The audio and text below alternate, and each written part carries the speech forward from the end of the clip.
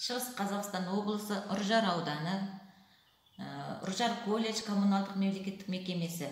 89 топ кураторы Айылбека Мейрамгүл орынбасарқызы. Бүгінгі тәрбие сағатымыздың тақырыбы имандылық жарасады жастарға.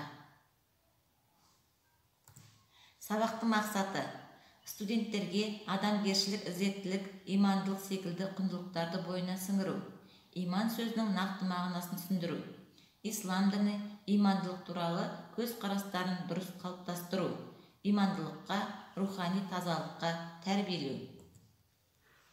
Бүгінгі тәрбие сағатының эпиграфы: әрбір ақылы бар адамға иман парыз, ал иманы бар адамға ғибадат парыз.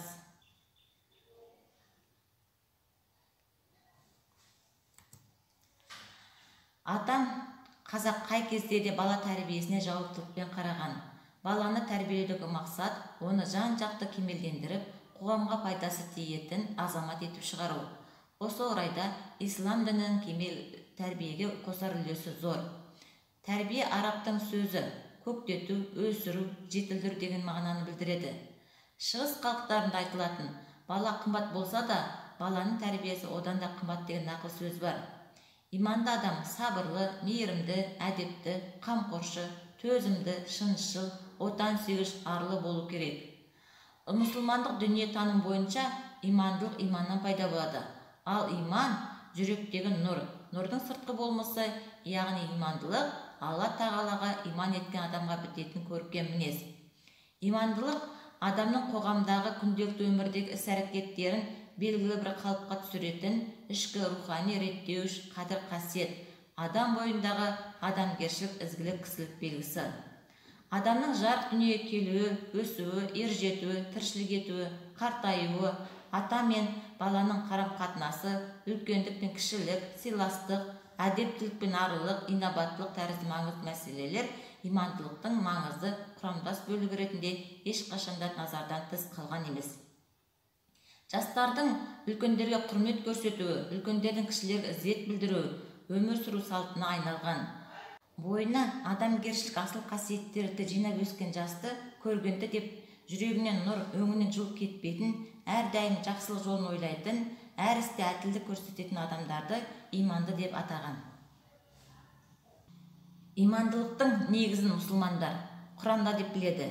Қазіргі зайырлы өркениетті қоғамда да имандылық аса қастерлі, биік адамшылық қасиет ретінде ұғынылады. Имандылыққа қарама қарсы сипат имансыздық.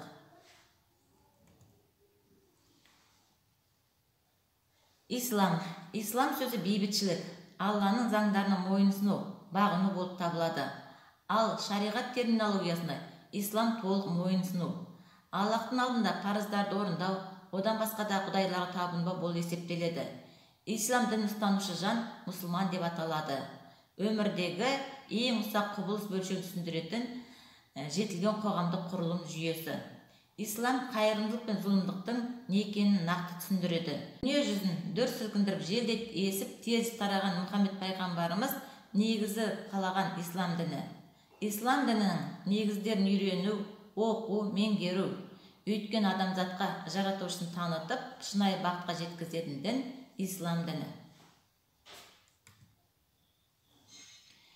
Имандылық балалар ол қарапайымдылық, сыпайылық, мейірімділік, кішіпейілділік, ізеттілік, адалдық екен. Енді имандылық туралы нақыл сөздерге көңіл аударайық. Жиғаныңа сенбе, иманыңа сен. Иманды адам арлы адам, имансыз адам сорлы адам. Үстіңнің кірін сабын кетіреді, жаныңның кірін иман келтіреді. Имандылық қастерлі қасиет, имандылық инабаттылық айнасы, имандылық ізгілік негізі деген нақыл сөздер бар екен. Имандылық туралы мақал-мәтелдер. Ата жолы адамдық, ана жолы адалдық. Кішілік пен кісілік ұлылықтың белгісі. Кешірім жасау кеңдік, кешір алмау кемдік.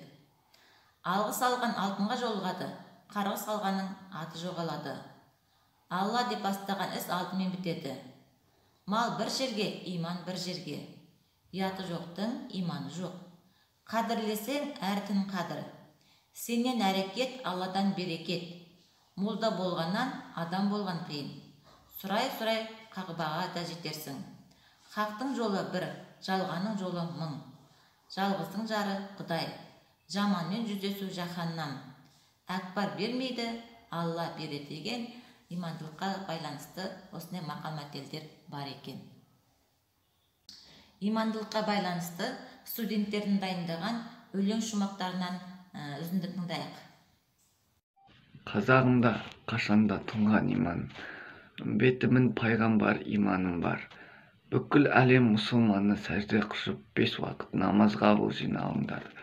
Қайтейін өткеніме теккен алып, көргенім жоқ қаржы болып Мекке барып, әйтсе де мұсылмандық парызымды аманат қып бабаларым кеткен анық.